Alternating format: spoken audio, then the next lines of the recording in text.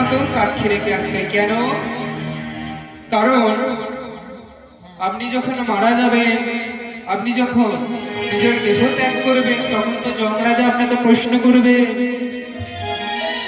আপনার জীবনে কি পুণ্য আছে। আপনি তো তখন বুক ফুলিয়ে বলতে পারবেন আমি পুরী ধামে জগন্নাথকে দর্শন করেছি, সব থেকে বড় পুণ্যের জিনিস, তাই তো? তাই তো মা? তখন কলির মানুষ বাবা, যমরাজা তো প্রশ্ন করবে কোনো সাক্ষী আছে? তখন আপনি কি বলবেন?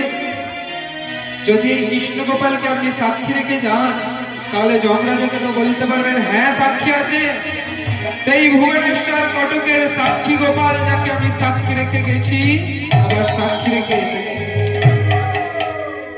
তাহলে মা বুঝতে পারলেন কেন সাক্ষী রেখে যেতে হয়। আর এই গোপালের নাম কেন সাক্ষী গোপাল হলো, পাশে কেন রাধারানী নয়। মন দিয়ে শুনুন মা, এইখান থেকে লীলাটা যে শুনবে সেই কিন্তু পুরো লীলাটা বুঝতে পারবে।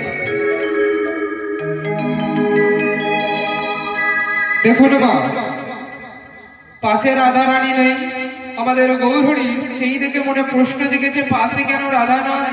তাই ছুটে চলে গেছে কার কাছে? নিতাই দাদার কাছে। নিতাই দাদাকে গিয়ে প্রশ্ন করছে, দাদা, ও দাদা, একটা প্রশ্ন করবো দাদা? কি প্রশ্ন?